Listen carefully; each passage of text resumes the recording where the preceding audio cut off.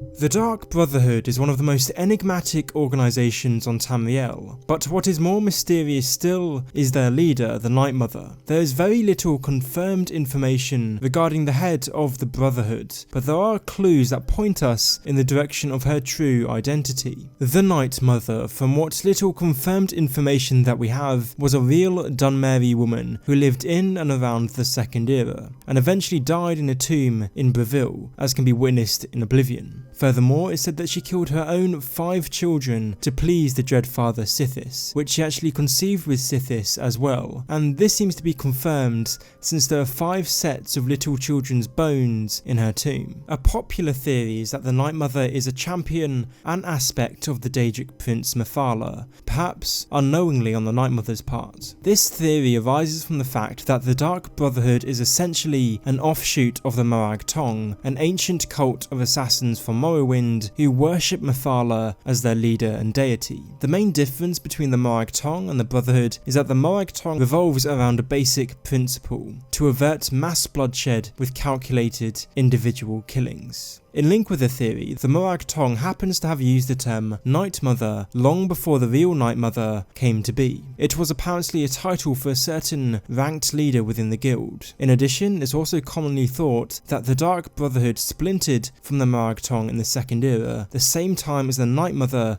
supposedly lived and breathed. Rather than the Dark Brotherhood being that distinct from the Morag Tong, it could just be a variation of the same cult, headed by a different version of the same deity. The coincidence listed here certainly seem to suggest just that. But there is also the question of why Mephala would pose as the Night Mother. Some argue that Mephala, as the Daedric Prince of murder, sex and secrets, is pleasured by pitting the Dark Brotherhood against the Morag Tong, and it is true that countless assassins have died due to the feud between the two groups, thus why she created the Dark Brotherhood in the first place. But there are plenty of clues that suggest the Night Mother is a distinct being and not an imitation or aspect of Mephala at all. It is argued by some that to associate Mephala with the Night Mother is a gross simplification. It seems a bit, well, obvious for the Night Mother to be an aspect of Mephala, and it detracts much from her enigmatic, sinister character. Furthermore, in Oblivion, the turncoat Matthew Bellamont almost succeeds in destroying the body of the Night Mother, something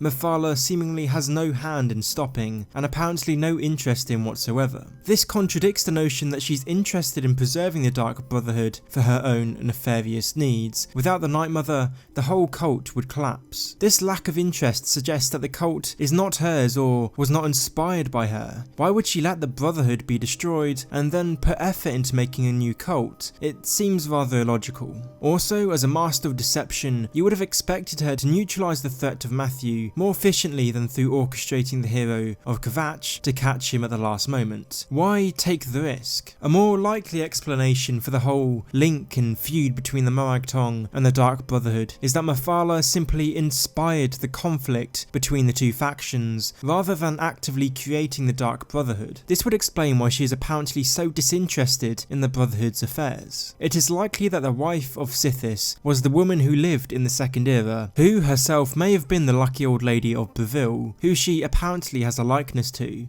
and is buried beneath. Probably through a series of dark events such as the sacrifice of the poor little 5 children, this woman gradually became the immortal bride of the Dread Father and thus the head of the Dark Brotherhood. Personally, I think the theory of Mephala as the Night Mother isn't nearly as interesting as considering the Night Mother in her own right. We will probably never be sure who she specifically is or how she truly came to be the Night Mother, but perhaps the enigma only adds to the dark, mysterious aura that pervades the Dark Brotherhood. Thanks for watching this video. I just want to mention that I do now have a Patreon that you can feel free to check out, and the rewards include things such as behind the scenes footage of the editing process of videos and the like, so if you're interested then go and check it out. Thanks again, and I'll see you in the next one.